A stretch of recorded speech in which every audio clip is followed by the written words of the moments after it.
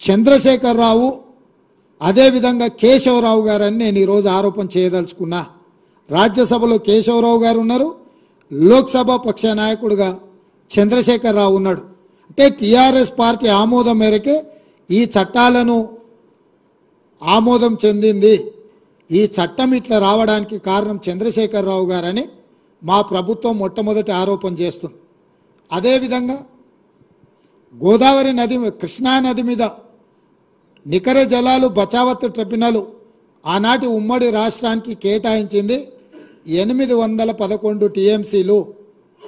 811 టీఎంసీలు ఆనాడు ఉమ్మడి ఆంధ్రప్రదేశ్కు, అంటే మహారాష్ట్రకు, కర్ణాటకకు, ఉమ్మడి ఆంధ్రప్రదేశ్కు పంపకాలలో ఉమ్మడి ఆంధ్రప్రదేశ్కు కేటాయించిన నీళ్లు బచావత్ ట్రిబ్యునల్ 811 టీఎంసీలు.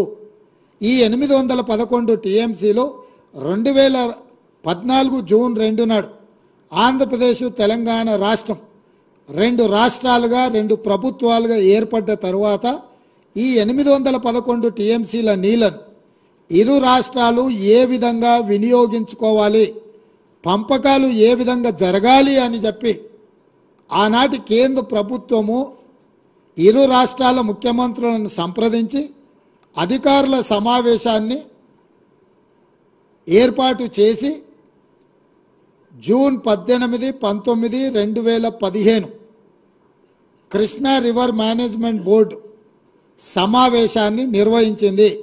ఈ సమావేశంలో ఆనాటి ముఖ్యమంత్రి చంద్రశేఖరరావు గారు, ఆనాటి సాగునీటి పారుదల శాఖ మంత్రి హరీష్ రావు గారు, ఆనాడు జల వివాదాల సలహా సభ్యుడు విద్యాసాగర్ రావు గారు, ఆనాటి ఈఎన్సి మురళీధర్ రావు గారు, వీళ్ళందరూ కలిసి చేసిన నిర్ణయాన్ని ఆనాటి irrigation principal secretary SK Joshi గారు సమావేశంలో పాల్గొని 512 టీఎంసీలు ఆంధ్రప్రదేశ్, 299 టీఎంసీలు తెలంగాణ రాష్ట్రము వాడుకునే విధంగా ఒప్పందాలు చేసిన మీటింగ్ మినిట్స్, అందులో సంతకాలు ఎస్కే జోషి తెలంగాణ రాష్ట్ర ప్రభుత్వం తరఫున, ఆంధ్రప్రదేశ్ తరఫున ఆదిత్యనాథ్ దాస్ ప్రిన్సిపల్ సెక్రటరీ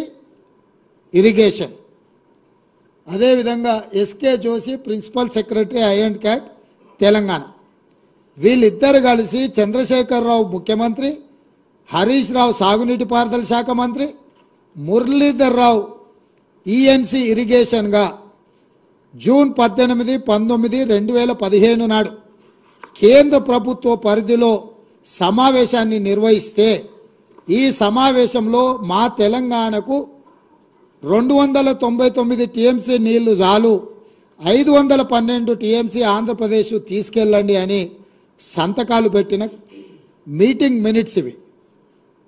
ఈరోజు తెలంగాణకు సగం నీళ్లు రావాలి కృష్ణానదిలో, అంటే 405 టీఎంసీలు కావాలని ఏదైతే ఈరోజు మనకు 50% వాటా కావాలని ఆరోపణలు చేస్తుండ్రో, ఆనాడు 50% వాటా అడగకపోను. వాస్తవంగా కృష్ణానది పరివాహక ప్రాంతం 68% తెలంగాణలో ఉంది, 32% మాత్రమే ఆంధ్రప్రదేశ్లో ఉంది. అంతర్జాతీయ నీటి వినియోగ విధి విధానంలో పరివాహక ప్రాంతం ఎంతైతే ఆ రాష్ట్రంలో ఉంటుందో ఆ మేరకు అంత శాతం నీళ్ళు ఆ రాష్ట్రానికి ఇవ్వాలని అంతర్జాతీయ నీటి విధి విధానాలు చెప్తున్నాయి.